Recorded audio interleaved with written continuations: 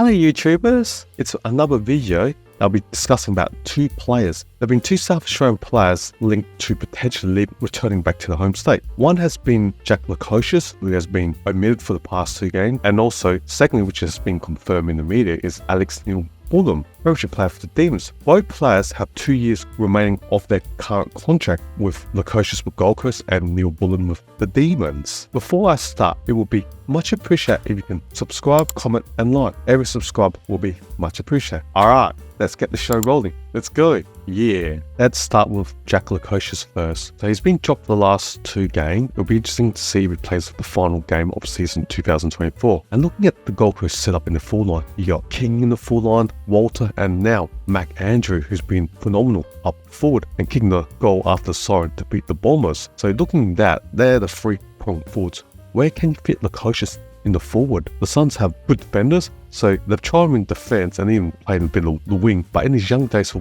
West Torrens Eagles, he's played more as a forward. But Lukosius is one of the elite kickers with a player of his height, so that's why he's also can play in defence or on the wing. But he's more primarily as a forward, and based on the current Suns forward line, it's going to be interesting to see where he can fit in that mix in the future, and he still has 2 years left of his current contract. The two South Australian sides that are being linked to him are Port Adelaide and the Adelaide Crows respectively. If you look at their full line for Port, they put the three tall forwards of Georgiades, Marshall and either Dixon or Lord. It will be interesting to see if Dixon continues playing next year.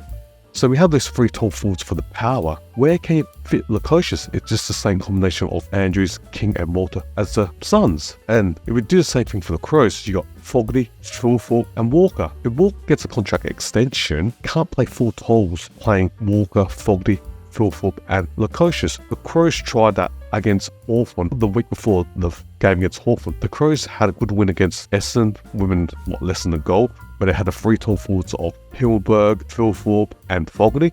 And then the following week against Hawthorn, where they got absolutely demolished by the Hawks, 60 plus points lost against Hawk. They played a tall full line of Walker, Fogarty, Philthorpe and Himmelberg, and it did not work out. So it's the same boat as the power. Lukosius won't be there to play as a fourth tall forward. So I'm unsure where he suits playing for any of the two South Australian sides, unless both Dixon and or Walker don't play next year. But yeah, Port's already got their three tall forwards. If you exclude Dixon, you've got Lord, Marshall and Georgiades. The Crows got Philthorpe and Fogarty, and if Walker did retire, then you can fit in Lukosius. But I can't see the same setup where the Crows tried it in one game against Hawks and lost by 60 plus points. I don't know. Yes, he's a South Australian lad. There's more teams, I believe, in other states that are more suited for him, and also I guess salary cap may be an issue as well. But clubs that have cap space, your Richmond, they've got plenty of salary cap space, and then you hear all the rumours of Gold Coast trying to make a bid for Daniel Rioli and Baker, who's out of contract for Richmond, and also Shea Boland being linked to move away. So these are all allegedly just playing devil's advocate, and if those three players did leave Richmond, they'll have massive salary cap space, and Richmond is rebuilding for the next successful periods of team. Yeah, just trying to analyse the coaches, two South Australian sides, just on paper and the tolls that both sides have, I just don't know where he can fit in either South Australian sides. And if the Crows do re-sign Walker, you're not going to drop Walker over Lukosius. It will be a very imbalanced forward line if the Crows played Fogarty, Philthorpe, Walker and Lukosius. It's just so tall. You have four guys over 193, 94 centimetre. The next player that has allegedly requested a trade back home to South Australia is Neal-Bullen. He's 28 years old, plays forward and can tag a bit in the midfield. Now if I look at the two South Australian clubs, as the three small forwards, for the power, you got Rioli, Burne-Jones and you got Boat. But if next season when Powell Pepper recovers from his knee injury, he'll be the third small forward. I can see a spot for Neal-Bullen in the Port forward line where you can rotate Burne-Jones back in defence when he became an All-Australian, or Powell Pepper and Neal-Bullen can both play minutes in the midfield and forward, add that extra rotation and adding more depth to the Port Adelaide forward line. If I look at the Crows in the media, I know it's just paper talk and media,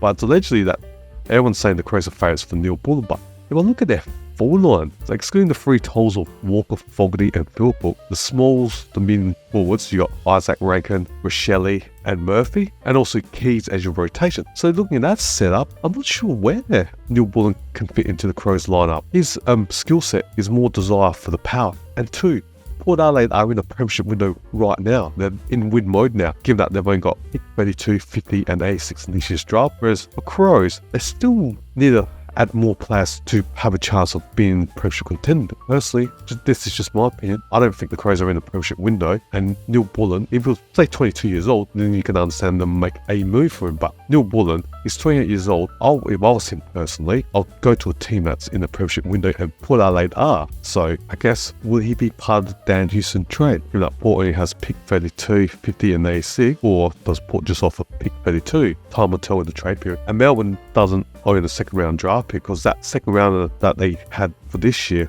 was traded to the Crows last year for Shane McAdam, which the Crows own Melbourne's pick 27 in this year's draft. So it'll be interesting to see what team from the GSA sides go for Neal-Bullen. I mean, both teams do have draft capital. Yes, Neal-Bullen does have 2 years left of his remaining contract, but the power of the Crows do have picks second rounders like Port 32 and 50, Crows have 27 and 43 based on their current ladder. But I don't think the Crows would want to trade pick 5, given that, as I said earlier, I don't believe the Crows are in the premiership window in the next year or so, and this year is a super draft for high-end midfielders. The Crows are just missing a number of pieces in the midfield, and you'd want to use that pick 5 on the high-end mid, where you're a young South Australian talent like Sid Draper or Laylaw or even Peter Sullivan, who may be available at that pick 5. So it'll be interesting just looking at the two lineups and where this spot is. What Adelaide's in the premiership window right now, because they've traded many first round draft picks in the last few years. The Crows been rebuilding, and they're just adding high-end talent, adding like Michelle, Phil Falk. Michelle's like pick 6, Phil Falk was like pick 2, Dan Curtin last year's draft was like pick 8. The Crows are more in trying to build a team for the future, and just my opinion, but I don't think they're in the premiership window for the next 2 years. Whereas Port is opposite mode, they're in win now, and they've got